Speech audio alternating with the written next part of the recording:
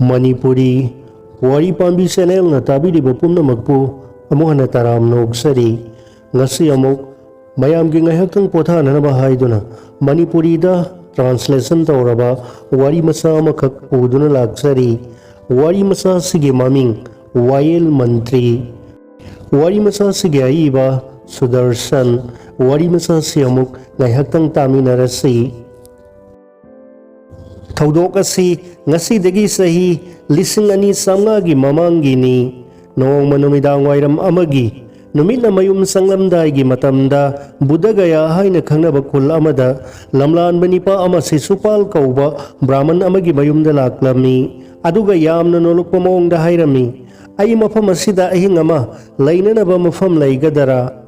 Budagaya hairiba khul asida sisupal yamna lairaba mi ama oirami laita lairana maram oiduna sada thaktabana mahakki masado saba thakpa phangdabana mayang kangduna saru polang uraba sallaba amagum urami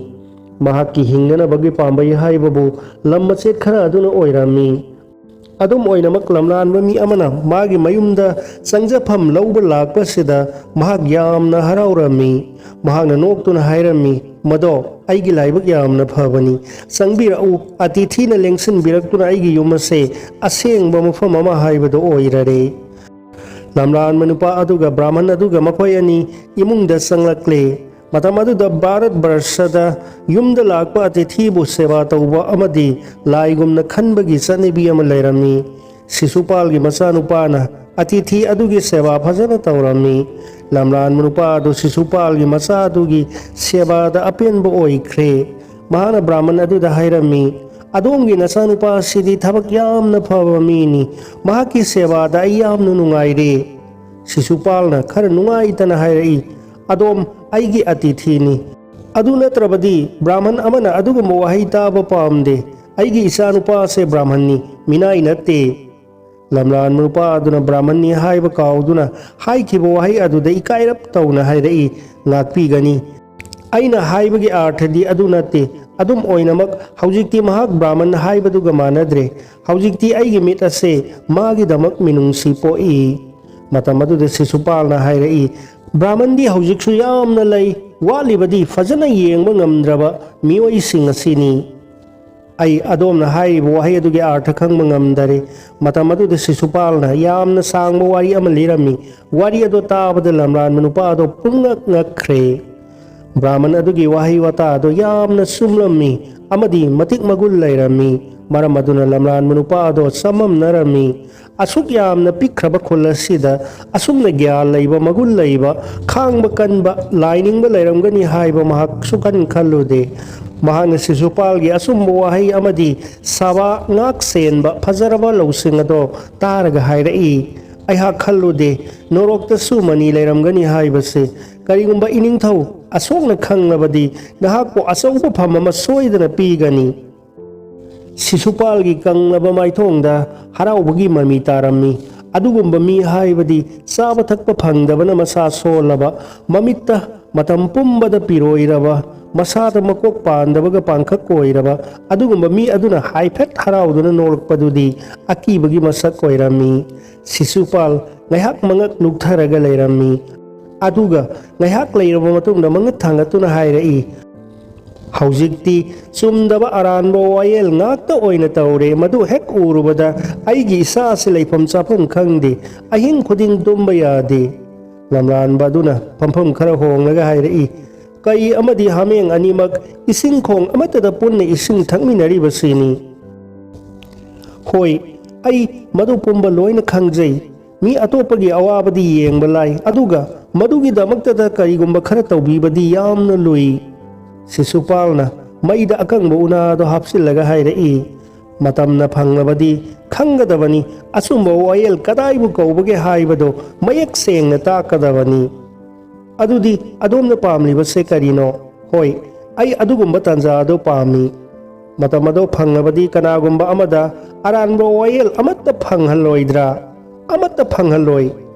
kanagumba mara leiba amatta sairak pidana thadok loidra Sungtha thadok loi sisupalna hairai lamlan manupa aduna machin mana oibagi mawongda hairai adudi yamna phaina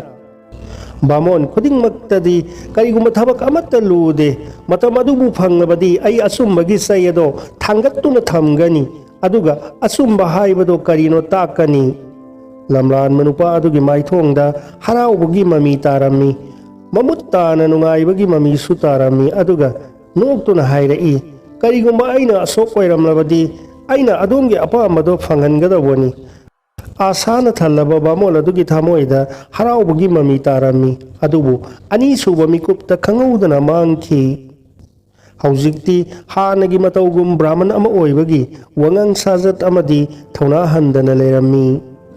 Mathangi numita Sisupalbu ningthau Asoki darbarda laknanaba pau hairakhi pau ado tabada khulado mai sakpagum sandokhi matam ado ningthau Asoki sasan haurako matam oirami aduga asumba laitaba nampu sasan gi matam su oirami. Matam aduda ningthau ase minungsi lairamde amadi yamna tamthiba oirami. Madudi matam aduda maral bulairabadi brahman oirabasu nupi angang oirabasu phasi tauduna hatpagi sanabi niti amasu lairami. Mahaki minungsi laitaba mawong aduda asauba mathauna lairaba mioi kaya laikha tahankrabani.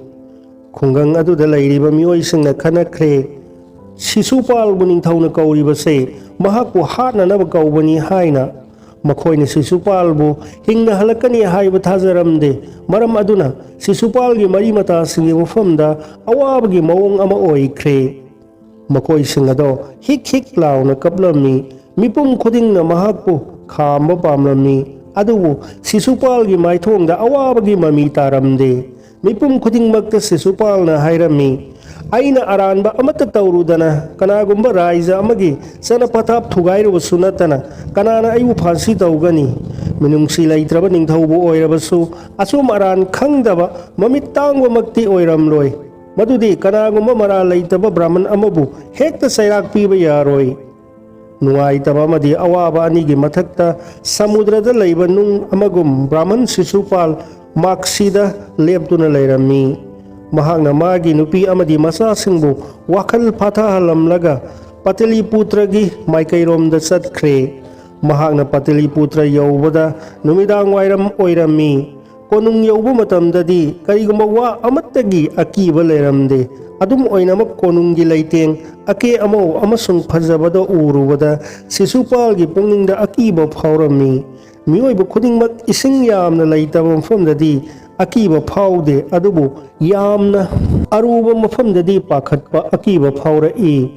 Asumna Sisupalgi thamoida makhal makha kayagi phatta phattaba wakhal kaya poglakhi amuksu khalli kanagumbana wakatlibara wakatpada makhoina thokpa panghaida haijillibara madugi phol oina aina phukat kadauribara yengnaba amadi laire amuksu khalli lamlan manupa do kana oiramgaba oirambasu yai kanagumba aronba pau puba aduna mai ase suram libara madugi mi ado oiramlabadi mahakna soidana hairamba oiramgani. Kayada pangkraba ai ase masak maming khandaba mi amada kayada thajana nangnana wari sanaruriba haujikta madugi ningamdaba pokpa natana karisu upai laite. Amuksu khalli oirambasu yai madudi aigi laita lairarabagi wari ado konung yauduna ningthauna karigumba khara pinanaba kaurambasu masisu oiramba yai. Mase khanba matamdadi thamoi ado thambalgum makalamlami aduga khantaragadi wakhal nungairamde matam adumaktada sena ama laklaga hairai iningthau lenglakle. Sisupalgi thamoi do tanik tani i mathoi khubakta hapaga sap manana khankre ningthau amagi magun haibado mahak masada ahanba oina faure mahakki miyeng ado thonglamda yenglami. Ningthau Asokna ningthaugi oiba phijet phajana laitengduna ka adomda changlai aduga haiphet noktuna hairai khurumjari brahman debabu aihakna thajai madudi adomna lamlanba adubu khangbiramlagani haina. Sisupalna pakhatpaga loinana haugalai matam aduda mahakki masado seng khaibagum niklami aduga hairai masidi mani mahakaduni lamlan manupa aduni. Mani sidi mahakaduni Sisupaldi niktuna adum laikre kanana khangba ngamgani ꯅꯤꯡꯊꯝꯊꯥꯒꯤ ꯅꯨꯃꯤꯗꯥꯡ ꯑꯃꯗ ꯕ꯭ꯔꯥꯍꯃꯟ ꯑꯃꯒꯤ ꯃꯌꯨꯝꯗ ꯆꯪꯖꯐꯝ ꯂꯧꯗꯨꯅ ꯂꯩꯔꯝꯂꯤꯕ ꯂꯝꯂꯥꯟꯕ ꯅꯨꯄꯥ ꯑꯗꯣ ꯚꯥꯔꯠ ꯄꯨꯝꯕꯒꯤ ꯅꯤꯡꯊꯧꯔꯦꯜ ꯑꯣꯏꯔꯝꯒꯅꯤ ꯍꯥꯏꯕꯗꯤ ꯁꯤꯁꯨꯄꯥꯜꯅ ꯈꯨꯗꯛ ꯑꯗꯨꯗ ꯃꯁꯥꯒꯤ ꯊꯃꯣꯏꯕꯨ ꯐꯥꯊꯔꯝꯃꯤ ꯑꯗꯨꯒ ꯍꯥꯏꯔꯛꯏ, ꯑꯩꯗꯤ ꯈꯪꯖꯍꯧꯗꯔꯦ, ꯑꯗꯣꯝ ꯏꯅꯤꯡꯊꯧꯅꯤ ꯍꯥꯏꯕ ꯈꯪꯖꯔꯝꯂꯕꯗꯤ ꯑꯗꯨꯝꯅ ꯑꯩꯅ ꯏꯅꯤꯡꯇꯝꯅ ꯋꯥꯔꯤ ꯋꯥꯇꯥꯏ ꯁꯥꯟꯅꯔꯝꯂꯣꯏ꯫ ꯅꯤꯡꯊꯧꯗꯤ ꯅꯤꯡꯊꯧꯅꯤ, ꯄ꯭ꯔꯖꯥꯅ ꯄ꯭ꯔꯖꯥꯅꯤ, ꯑꯅꯤ ꯑꯁꯤꯒꯤ ꯃꯔꯛꯇ ꯈꯦꯟꯅꯕ ꯌꯥꯝꯅ ꯂꯩ꯫ ꯅꯤꯡꯊꯧ ꯑꯁꯣꯛꯅ ꯍꯥꯏꯔꯛꯏ, ꯑꯗꯨꯕꯨ ꯑꯩꯅ ꯑꯀꯥꯏꯕ ꯋꯥꯗꯤ ꯍꯥꯏꯈꯤꯗꯕ꯭ꯔꯥ ꯍꯥꯏꯅ ꯈꯜꯂꯤ꯫ ꯑꯩꯗꯤ ꯋꯥ ꯍꯥꯏꯔꯝꯗꯥꯏꯗ ꯍꯥꯏꯒꯗꯧꯔꯤꯕ ꯋꯥ ꯑꯗꯣ ꯍꯥꯟꯅ ꯐꯖꯅ ꯈꯜꯂꯒ ꯀꯣꯟꯅ ꯍꯥꯏꯖꯩ꯫ ꯑꯩ ꯃꯗꯨꯒꯤ ꯄ꯭ꯔꯃꯥꯟ ꯄꯤꯕ ꯉꯝꯒꯅꯤ꯫ ꯅꯤꯡꯊꯧꯅ ꯍꯥꯏꯔꯛꯏ, ꯑꯩꯗꯤ ꯃꯗꯨ ꯄꯥꯝꯗꯦ꯫ ꯑꯗꯨ ꯑꯣꯏꯔꯕꯗꯤ ꯏꯅꯤꯡꯊꯧꯒꯤ ꯃꯥꯏꯀꯩꯗꯒꯤ ꯑꯩꯒꯤ ꯀꯔꯝꯕ ꯌꯥꯊꯪꯅꯣ ꯍꯥꯏꯕꯤꯔꯛꯎ꯫ ꯅꯤꯡꯊꯧ, ꯑꯩꯍꯥꯛꯅ ꯑꯗꯣꯝꯕꯨ ꯆꯥꯡꯌꯦꯡ ꯇꯧꯕ ꯄꯥꯝꯃꯤ꯫ ꯁꯤꯁꯨꯄꯥꯜꯒꯤ ꯊꯃꯣꯏꯗ ꯋꯥꯈꯜ ꯑꯃ ꯐꯥꯎꯔꯛꯏ, ꯃꯁꯤꯅ ꯑꯆꯨꯝꯕ ꯑꯣꯏꯒꯗ꯭ꯔꯥ ꯍꯥꯏꯅ꯫ ꯅꯤꯡꯊꯧꯅ ꯍꯥꯏꯔꯛꯏ, ꯑꯗꯣꯝꯅ ꯍꯥꯏꯈꯤꯕꯗꯨꯅꯤ, ꯀꯔꯤꯒꯨꯝꯕ ꯑꯗꯣꯝꯗ ꯇꯥꯟꯖꯥ ꯑꯃ ꯄꯤꯔꯕꯗꯤ ꯑꯗꯣꯝꯅ ꯑꯆꯨꯝꯕꯒꯤ ꯋꯥꯌꯦꯜꯒꯤ ꯆꯩꯁꯨ ꯑꯗꯣ ꯊꯥꯡꯒꯠꯇꯨꯅ ꯊꯝꯒꯅꯤ ꯍꯥꯏꯅ ꯑꯩꯍꯥꯛ ꯃꯗꯨꯒꯤ ꯃꯔꯝꯗ ꯆꯥꯡꯌꯦꯡ ꯇꯧꯕ ꯄꯥꯝꯃꯤ꯫ ꯅꯍꯥꯛ ꯌꯥꯔꯕ꯭ꯔꯥ? ꯁꯤꯁꯨꯄꯥꯜꯅ ꯎꯔꯣꯛꯀꯤ ꯃꯇꯧꯒꯨꯝ ꯃꯉꯛ ꯊꯥꯡꯒꯠꯇꯨꯅ ꯍꯥꯏꯔꯛꯏ, ꯍꯣꯏ, ꯏꯅꯤꯡꯊꯧꯒꯤ ꯑꯄꯥꯝꯕ ꯑꯣꯏꯔꯕꯗꯤ ꯑꯩ ꯏꯁꯥꯅ ꯌꯥꯖꯔꯦ꯫ ꯍꯌꯦꯡ ꯑꯌꯨꯛꯇꯒꯤ ꯑꯗꯣꯝ ꯋꯥꯌꯦꯜ ꯃꯟꯇ꯭ꯔꯤ ꯑꯣꯏꯅ ꯐꯝ ꯍꯥꯞꯂꯕꯅꯤ꯫ ꯍꯌꯦꯡꯗꯒꯤ ꯈꯨꯜ ꯈꯨꯗꯤꯡꯃꯛꯇ ꯑꯗꯣꯝꯒꯤ ꯍꯛ ꯂꯩꯒꯅꯤ꯫ ꯄꯇꯂꯤꯄꯨꯇ꯭ꯔꯗ ꯂꯩꯔꯤꯕ ꯋꯥꯌꯦꯜ ꯂꯣꯏꯁꯪꯒꯤ ꯁꯔꯨꯛꯇ ꯂꯩꯔꯤꯕ ꯊꯕꯛ ꯄꯨꯔꯤꯕꯁꯤꯡ ꯑꯁꯦ ꯑꯗꯣꯝꯒꯤ ꯃꯈꯥꯗ ꯂꯩꯒꯅꯤ, ꯑꯗꯨꯒ ꯏꯪꯅ ꯆꯤꯛꯅ ꯂꯩꯅꯅꯕꯒꯤ ꯗꯥꯏꯇ ꯑꯗꯨꯗꯤ ꯑꯗꯣꯝꯗ ꯂꯩꯒꯗꯕꯅꯤ꯫ ꯌꯥꯝꯅ ꯐꯒꯅꯤ꯫ ꯅꯤꯡꯊꯧꯅ ꯉꯥꯏꯍꯥꯛ ꯇꯨꯃꯤꯟꯅ ꯂꯩꯔꯒ ꯃꯈꯨꯠꯇꯒꯤ ꯅꯤꯡꯊꯧꯒꯤ ꯈꯨꯗꯣꯞ ꯂꯧꯊꯣꯛꯇꯨꯅ ꯍꯥꯏꯔꯛꯏ, ꯃꯁꯦ ꯅꯤꯡꯊꯧꯒꯤ ꯄꯣꯠꯅꯤ꯫ ꯍꯌꯦꯡ ꯑꯌꯨꯛ ꯑꯉꯟꯕꯗꯒꯤ ꯃꯉꯥꯜꯒ ꯂꯣꯏꯅꯅ ꯑꯗꯣꯝꯁꯨ ꯁꯅꯥ ꯀꯣꯅꯨꯡ ꯑꯁꯤꯗ ꯁꯛꯈꯪꯅꯔꯒꯅꯤ꯫ ꯑꯗꯣꯝꯅ ꯅꯁꯥꯅ ꯅꯁꯥꯕꯨ ꯀꯌꯥ ꯌꯥꯝꯅ ꯃꯥꯏ ꯄꯥꯛꯅ ꯁꯥꯁꯟ ꯇꯧꯕ ꯃꯤꯅꯤ ꯍꯥꯏꯅ ꯀꯔꯝꯅ ꯄꯨꯊꯣꯛꯄ ꯉꯝꯕꯒꯦ ꯍꯥꯏꯕꯗꯣ ꯑꯩ ꯌꯦꯡꯕ ꯄꯥꯝꯃꯤ꯫ ꯑꯗꯣꯝ ꯇꯥꯟꯖꯥ ꯑꯁꯦ ꯄꯥꯝꯕ ꯅꯠꯇ꯭ꯔꯥ? ꯑꯩꯅ ꯇꯥꯟꯖꯥ ꯑꯁꯦ ꯑꯗꯣꯝꯗ ꯄꯤꯔꯕꯅꯤ꯫ ꯊꯥ ꯑꯃ ꯍꯧꯈ꯭ꯔꯦ꯫ ꯋꯥꯌꯦꯜ ꯃꯟꯇ꯭ꯔꯤꯒꯤ ꯑꯆꯨꯝꯕ ꯋꯥꯌꯦꯜ ꯑꯃꯗꯤ ꯈꯧꯔꯥꯡꯅ ꯃꯥꯏꯀꯩ ꯃꯔꯤꯗ ꯑꯀꯤꯕꯒꯤ ꯃꯁꯛ ꯑꯣꯏꯈ꯭ꯔꯦ꯫ ꯁꯤꯁꯨꯄꯥꯜꯅ ꯈꯨꯟ ꯈꯨꯗꯤꯡꯗ ꯃꯤꯇ꯭ꯔꯪ ꯇꯧꯕꯒ ꯆꯞ ꯃꯥꯟꯅꯈ꯭ꯔꯦ꯫ ꯃꯍꯥꯛꯅ ꯍꯨꯔꯥꯟꯕ ꯗꯥꯀꯨꯁꯤꯡꯕꯨ ꯁꯨꯝꯗꯨꯅ ꯐꯥꯖꯤꯟꯈ꯭ꯔꯦ, ꯃꯗꯨꯗꯤ ꯂꯤꯜ ꯐꯥꯕ ꯃꯤꯅ ꯂꯤꯜ ꯐꯥꯕꯗ ꯈꯣꯡꯕ ꯃꯟꯇ꯭ꯔꯅ ꯏꯔꯥꯏ ꯂꯥꯏꯅ ꯂꯤꯟ ꯐꯥꯕꯒꯨꯝ ꯐꯥꯖꯤꯟꯈ꯭ꯔꯦ꯫ ꯃꯇꯝ ꯑꯗꯨꯗ ꯃꯤꯄꯨꯝ ꯈꯨꯗꯤꯡꯃꯛ ꯃꯁꯥ ꯃꯁꯥꯒꯤ ꯌꯨꯝ ꯐꯥꯎꯕ ꯊꯣꯡ ꯂꯥꯎꯅ ꯍꯥꯡꯗꯨꯅ ꯊꯝꯕ ꯐꯥꯎꯕ ꯀꯔꯤꯁꯨ ꯈꯟꯅꯗ꯭ꯔꯕ ꯐꯤꯚꯝꯗ ꯂꯩꯔꯝꯃꯤ꯫ ꯑꯗꯨꯅ ꯀꯅꯥꯒꯨꯝꯕ ꯑꯃꯒꯤ ꯃꯌꯨꯝꯗ ꯍꯨꯔꯥꯟ ꯆꯤꯟꯊꯤꯒꯤ ꯊꯕꯛ ꯑꯃꯠꯇ ꯇꯧꯅꯔꯝꯗꯦ꯫ ꯃꯇꯝ ꯑꯗꯨꯗ ꯁꯤꯁꯨꯄꯥꯜꯒꯤ ꯋꯥꯌꯦꯜꯗꯤ ꯃꯃꯤꯠ ꯇꯥꯡꯕ ꯑꯃꯁꯨꯡ ꯃꯅꯥ ꯄꯪꯕꯒ ꯆꯞ ꯃꯥꯟꯅꯩ, ꯃꯗꯨꯗꯤ ꯃꯤꯁꯛ ꯃꯤꯃꯥꯏꯁꯨ ꯌꯦꯡꯂꯝꯗꯦ, ꯋꯥꯀꯠꯄꯁꯨ ꯇꯥꯔꯝꯗꯦ꯫ ꯃꯍꯥꯛꯅ ꯄꯥꯎꯇꯥꯛ ꯑꯃꯒꯨꯝꯅ ꯁꯨꯞꯅꯇꯒꯤ ꯆꯩꯔꯥꯛ ꯄꯤꯕ ꯈꯛꯇꯕꯨ ꯈꯪꯂꯝꯃꯤ꯫ ꯂꯩꯕꯥꯛ ꯑꯗꯨꯗ ꯖꯔꯖ ꯃꯔꯇ ꯑꯅꯤꯒꯤ ꯈꯦꯟꯅꯕ ꯐꯤꯚꯝꯗ ꯂꯩꯈ꯭ꯔꯦ꯫ ꯃꯤꯄꯨꯝ ꯈꯨꯗꯤꯡꯃꯛ ꯉꯛꯂꯝꯃꯤ, ꯍꯔꯥꯎꯅꯔꯝꯃꯤ꯫ ꯃꯤꯄꯨꯝ ꯈꯨꯗꯤꯡꯃꯛꯅ ꯍꯔꯥꯎ ꯇꯌꯥꯝꯕꯗꯣ ꯃꯥꯒꯤ ꯄꯨꯛꯅꯤꯡꯗ ꯆꯪꯂꯝꯗꯦ, ꯇꯧꯔꯤꯕ ꯊꯕꯛ ꯑꯗꯨꯅ ꯄꯨꯛꯅꯤꯡ ꯆꯪꯅ ꯍꯦꯟꯅ ꯇꯧꯅꯤꯡꯂꯝꯃꯤ꯫ ꯅꯨꯃꯤꯗꯥꯡꯒꯤ ꯃꯇꯝꯅꯤ꯫ ꯑꯇꯤꯌꯥꯗ ꯊꯋꯥꯟꯃꯤꯆꯥꯛꯁꯤꯡꯅ ꯂꯪꯅ ꯊꯣꯛꯂꯤ꯫ ꯏꯅꯥꯛ ꯈꯨꯜꯂꯕ ꯅꯨꯄꯥ ꯑꯃꯅ ꯌꯥꯝꯅ ꯆꯥꯎꯔꯕ ꯌꯨꯝ ꯑꯃꯒꯤ ꯊꯣꯡꯗ ꯊꯤꯜꯂꯝꯃꯤ꯫ ꯌꯨꯝ ꯑꯗꯨꯒꯤ ꯃꯤꯍꯨꯠꯊꯣꯡ ꯑꯃꯗꯒꯤ ꯅꯨꯄꯤ ꯑꯃꯅ ꯃꯉꯛ ꯂꯤꯛꯊꯣꯛꯇꯨꯅ ꯍꯪꯂꯛꯏ, ꯀꯅꯥꯅꯣ? ꯑꯩꯅꯤ, ꯊꯣꯡ ꯍꯥꯡꯗꯣꯛꯎ꯫ ꯑꯗꯨꯕꯨ ꯃꯍꯥꯛꯇꯤ ꯃꯐꯝ ꯑꯁꯤꯗ ꯂꯩꯇꯦ꯫ ꯗꯔꯀꯥꯔ ꯑꯣꯏꯗꯦ, ꯅꯪꯗ ꯊꯣꯡ ꯍꯥꯡꯗꯣꯛꯎ꯫ ꯅꯨꯄꯤ ꯑꯗꯨꯅ ꯀꯔꯤꯒꯨꯝꯕ ꯈꯔ ꯈꯜꯂꯒ ꯍꯥꯏꯔꯛꯏ, ꯑꯩꯗꯤ ꯊꯣꯡ ꯍꯥꯡꯗꯣꯛꯂꯔꯣꯏ, ꯅꯪ ꯃꯐꯝ ꯑꯁꯦ ꯊꯥꯗꯣꯛꯇꯨꯅ ꯊꯨꯅ ꯆꯠꯈ꯭ꯔꯣ꯫ ꯅꯨꯄꯤ ꯑꯗꯨꯅ ꯃꯈꯥ ꯇꯥꯔꯛꯏ, ꯀꯔꯤꯒꯤ ꯈꯪꯗꯦ ꯅꯪ? ꯁꯍꯔ ꯄꯨꯝꯕꯗ ꯁꯤꯁꯨꯄꯥꯜꯒꯤ ꯁꯥꯁꯟ ꯂꯩ ꯈꯪꯗ꯭ꯔꯣ? ꯍꯧꯖꯤꯛꯇꯤ ꯀꯅꯥꯒꯨꯝꯕ ꯑꯃꯠꯇꯅ ꯑꯋꯥꯕ ꯄꯤꯕ ꯌꯥꯔꯔꯣꯏ꯫ ꯏꯅꯥꯛ ꯈꯨꯜꯂꯕ ꯅꯨꯄꯥ ꯑꯗꯨꯅ ꯊꯥꯡ ꯂꯧꯊꯣꯛꯇꯨꯅ ꯊꯣꯡꯗ ꯌꯥꯜꯂꯝꯃꯤ꯫ ꯃꯇꯝ ꯑꯗꯨꯃꯛꯇꯗ ꯊꯣꯡꯉꯥꯛꯄ ꯑꯃ ꯂꯥꯛꯇꯨꯅ ꯅꯨꯄꯥ ꯑꯗꯨꯒꯤ ꯃꯈꯨꯠ ꯐꯥꯗꯨꯅ ꯍꯪꯂꯝꯃꯤ, ꯀꯔꯤ ꯇꯧꯔꯤꯕꯅꯣ? ꯏꯅꯥꯛ ꯈꯨꯜꯂꯕ ꯅꯨꯄꯥ ꯑꯗꯨꯅ ꯃꯃꯤꯠꯇ ꯏ ꯀꯥꯔꯗꯨꯅ ꯊꯣꯡꯉꯥꯛꯄ ꯑꯗꯨꯗ ꯁꯥꯎꯅ ꯌꯦꯡꯗꯨꯅ ꯍꯥꯏꯔꯛꯏ, ꯅꯪ ꯀꯅꯥꯅꯣ? ꯑꯩ ꯊꯣꯡꯉꯥꯛꯄꯅꯤ꯫ ꯅꯍꯥꯛꯄꯨ ꯀꯅꯥꯅ ꯊꯣꯡꯉꯥꯛꯄ ꯑꯣꯏꯅ ꯍꯥꯞꯂꯤꯕꯅꯣ? ꯋꯥꯌꯦꯜ ꯃꯟꯇ꯭ꯔꯤꯅ꯫ ꯑꯄꯪꯕ ꯃꯤ ꯑꯣꯏꯒꯅꯨ, ꯑꯩꯅ ꯃꯥꯕꯨꯁꯨ ꯎꯐꯨꯜꯗ ꯇꯤꯜꯍꯟꯕ ꯉꯝꯒꯅꯤ꯫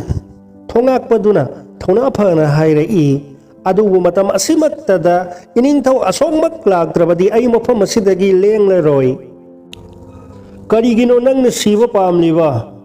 ꯑꯩꯅ ꯋꯥꯁꯛꯈꯤꯕꯗꯣ ꯑꯩꯗꯤ ꯉꯥꯛꯅ ꯆꯠꯀꯅꯤ꯫ ꯀꯔꯝꯕ ꯋꯥꯁꯛꯅꯣ? ꯀꯅꯥꯗ ꯁꯛꯈꯤꯕꯅꯣ? ꯋꯥꯌꯦꯜ ꯃꯟꯇ꯭ꯔꯤꯗ꯫ ꯀꯔꯤ ꯋꯥꯁꯛꯅꯣꯅꯦ? ꯑꯩꯅ ꯋꯥꯁꯛꯈꯤ ꯃꯗꯨꯗꯤ ꯍꯛꯆꯥꯡꯗ ꯊꯋꯥꯏꯅ ꯂꯩꯔꯤꯕ ꯃꯈꯩ ꯁꯤꯡꯂꯤꯗ ꯏ ꯃꯔꯤꯛ ꯆꯦꯜꯂꯤꯕ ꯃꯈꯩ ꯑꯩ ꯏꯁꯥꯅ ꯏꯁꯥꯒꯤ ꯏꯊꯧꯗꯒꯤ ꯃꯥꯏ ꯂꯩꯗꯨꯅ ꯆꯦꯟꯈ꯭ꯔꯔꯣꯏ ꯍꯥꯏꯅ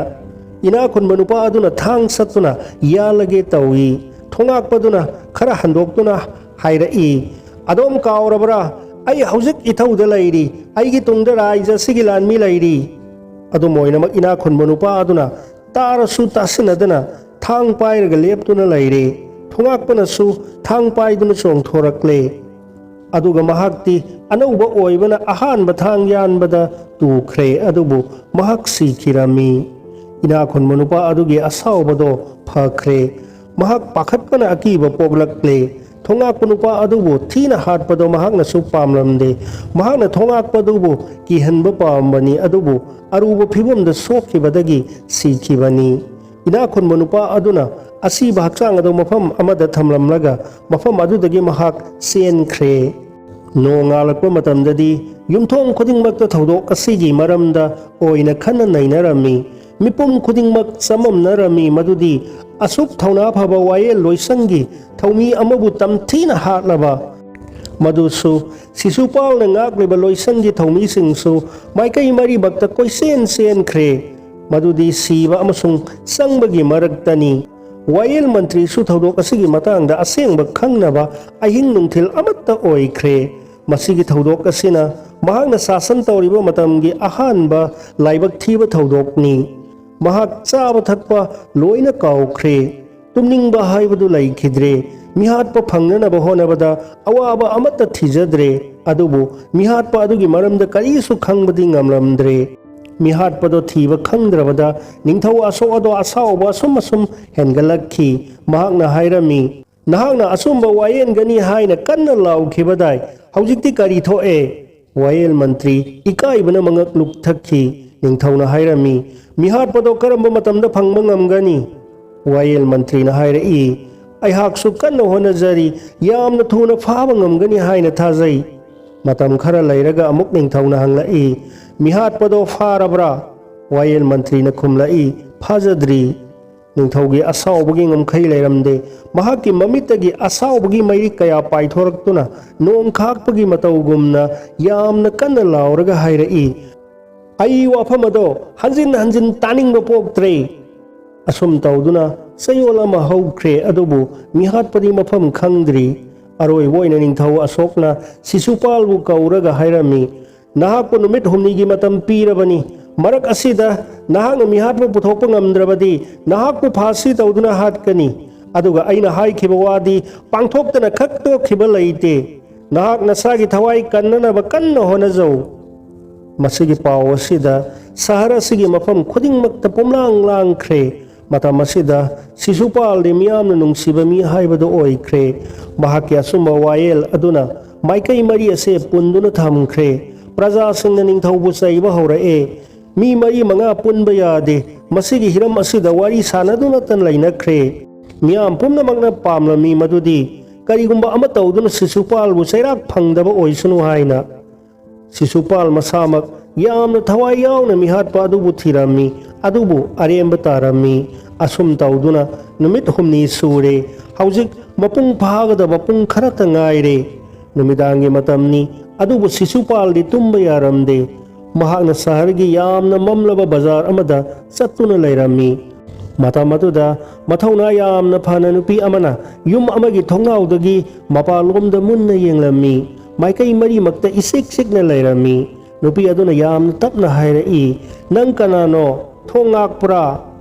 आशा लैत्रबा अमम्बा मरक्तुदा आशागी मंगाल अमा फावरक्लम्मी शिशुपालना खुमलाई आई वायल मंत्रीनी अदु ओइरबदी ngaihakta ngaibikho nupi ado thongnauदगी संख्रगा मई पुदुना मखादा कुमथरक्लमी वायल मंत्री बु nupi aduna मागा लोइनना मागी कादा पुसिंदुना हायरमी ngasigi numidang ngasina aroibani ko वायल मंत्री nupi aduda munna yengduna हायरई होय aroibani wahaidi araibani adubu arthadi araiba oiramde nupi aduna mamin mamai amatta oina lengdana leiraga हायरई आई मसिगी वाथोगा से फजना खंगी वाहै अदु ताबदा शिशुपालगी सीबग मानरबा हक्चांगदा थवाई हापगा चप मानख्रे मांगना हाइफेट पाखतना हायरई अदुदी Hayu Numidangi matamni mihat paduna yum asigi thongjauda thilai mahak numit khudingi mafam asida lai adudi karigino mahaki sajato afabadi natte madugi makhadi aina khumlami mahaki manakta nangna laklibado mahak mafam asida laite adubu mahakna aina hairibado oidaba ngangba oina khalami aduga mahakna thong thugaina ba honarami thongakpaduna yamna khamjabani adubu laibak thibadagi thongakpado mahakki makutta sikhi Wayel Mantri na mu hanglai adubu mihatpado kanano nupi aduna mantri adugi mana kongda karigumba khara hairami aduga yamna kigalabi khunugum maikai mari da yengduna lairami mathangi numitadi darbar ado miyamna pik thankhre miyeng pham phawba lairamde ngasidi Wayel Mantri gi marai bak lepkadoribani ningthawa sokna singasanda hek pamthabaga hairei Wayel Mantri adubu darbar da kautho'u Sisupal ningthaugi mamangda leptuna laire matam aduda mahakki maithongda karigumba awaba amadi nungaitabagi mami taramde ningthau aduna hanglai mihatpadugi makhong mari khanglabra Wayel Mantri na yamna thauna phana paukhum pirai hoi khangjare adudi puthoraklo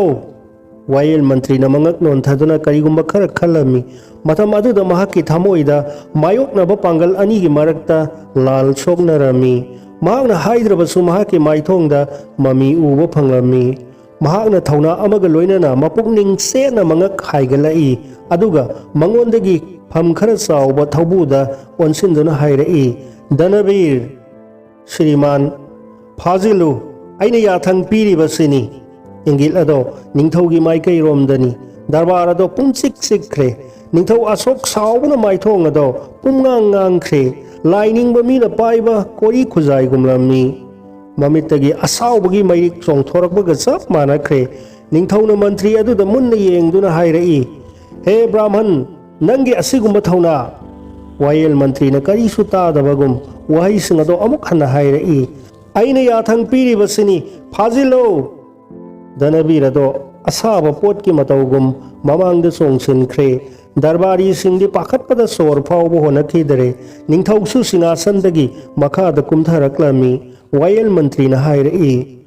mahakase mihatpani aduna mahakku aigi Wayel sangda puthorau wahai singase hairamlaga mantri di bisar sanglomda sangkhre Danabir na asokpu makuta yolhing punsille aduga Sisupal gi bisar sanglomda pusinkre mafam aduda sahar gi mipum khudingmak tilami Sisupal na yathang pirai mara laiba mi ase ningthau kol gini aduna matomta thohala u ningthau asokna makut thangatpada mantri pumba maningda loina handokna khirami ningthau ado yolingna khaba mafam aduda leptuna laikre mara laiba mi singa lepa mafam aduda kanana su khanakhide asuk maming lairaba ningthau amabu magi manai amana asumna tawrakani haibase adu moinamak Sisupaldi mabuk ningbu singhasanda ngan thoina lairami mahana ningthaubu munna yengduna mamitna khurumjai mahaki kutcha singado Wayel gi thaurina kanna punsinduna laikre mantrina tapna hairei nangi mathakta thongakpaga mihatka mari lainana maral ama lai hai hayu nang asigi maramda kari hainingi ningthawa sokna makha sittuna hairei mahakado thaksi khasi naidabani adudi nangonda siriba maral sena sana yajarabra hoi aina mabu hatpani adu moinamak aina mabu hatke haina hatpadi nate aidi mabu gihanana tawbani maduda mahak sokhibani asopado yamna luba maramna mahak sikhibani adubu mahak thaksi khasi naidabani mahakado thaksi khasi naidabanate aina mabu matam kuinadagi khangi mahakado thaksi khasi naidabani nang oidaba ngangle aina nahakpu sibagi chairak pirabani asoki mamit ado asawbana ngangsang ngangkhre atai mantri singna thang satoktuna laikre mi kharanadi Sisupalbu thina ngangna bahawrae miya maraktagi kanagumba amana nangi nangakado hana senau haina fawba laurakle ningthawa sokna makhutna haiduna tumil lainana bahairami maikai mari ado pumsik sikre Wayel Mantri na yamna kanna lauduna hairei miyamna sauribado yamna sumi adubu ai matam asidadi Wayel Mantri gi phidada phamduna lairi aduna asum aral karino haibado wayeli iningthau asokna pinabiriba khudop ase haujiksu aigi khutta lairi kanagumana masigi mayokta lairamlabadi aina mahak adubusu wayel sangi sana pathap ngaktabagi mi adubusu maral adugidamak phajingani miyamado tumina lainakre asok nangna konungi thongmi ado hatpani aina nahakku sibagi yathang pirabani ningthau ado mangak non thakre matam aduda ningthaugi thamoidadi nungaibagi ithak ipomda tauduna lairi masa mathanta khanjai masigi mi asidi sanani maida hanna iklaga langthorai mahakna haikhibaduni aigi wayelna pumnamakpu ngauhangani haina mahaki wahai ado aranba oiramdre mahak haibado asini lairiba jati khudingmangna chauthokchaba asigumba mida asini miyamna masagi thawai hakchang phauba kathoknaribado ningthau aduna nungaibagi mawongga loinana mangak thangatuna hairai aihak masigi yathang asigi mayokta karisu haiba pamdre Wayel Mantri na leplaga hairai laibak masasa ai Wayel Mantri amani haibase asumbani aduga asumba Wayel bisar haibasisu taudaba yadabani konungi thaubu amabu hatli haibasisu asumbani aduna mara laiba mi ado sairak soidra phangpham thoi ado moinamak daramagi miengdadi ningthau haibase isorgi masakni haina launai maram aduna ningthaudi isorna sairak pigadabani masigi thabak ase Wayel Mantri gumba asamba migi sakti gi wang madani maram aduna aina yathang piribasini ining thaubu matungda amuk hanna tawdana naba section wahai hairaga thadokro aduga ining thaugi mawongda saba murti asina phasi tawro maramdi masina miyamda su para ama tambiba oirasanu amasung tungda asigumba phatraba thabak ase amuk hanna tawraktana naba Wayel Mantri bu miyamna thagatnakhi miyam pumba magi Wayel la penakre miyamna hainarai mahakti yot kumbani kanabasu kide kanagumbadagi pangalgi mamangda sumangak nuktharude mahakti yamna hena dum wangang lai amasung mi adugi mathakta sairak pirai atopa ama oiramlabadi ningthaugi mamangda makhut lonaduna lepkhragadabani adubu mahaknadi iningthauda asamba mi amagum nang haina thaujal tawi ningthaugi masado nungaibana laifam khanglamde tilliba miyam pumnamak haraubagi ngamkhai laitana mapi taba makhai kaplammi aduga miyam sing aduna Wayel Mantri bu thagattuna mantri sisupal joy kar launarai numidang oiraba matamda mantri na konungda laktuna ningthaugi mamangda sakta khudopado thamlaga hairai iningthaugi khudopase iningthauna senabiro ayak aigi khulda hankrage ningthau asokna ikai khumnabaga loinana mangonda yengduna hairai ngasi adomna aigi mit panghalle aduna aina nahakpu satnanaba yathang piba ngamlaroi adubu siriman ningthauna mantrina haigadaba wa kakthallaga hai adomgi thauna aina kaidongaida su kaujaroi masigi thabak asidi adom natana kanana su puba ngamloi aduga aina sumi atopa amattabu thabak asigi phampugadaba matik saba amattabu uba phangdre Wayel Mantri paukhum amatta piba ngamkhide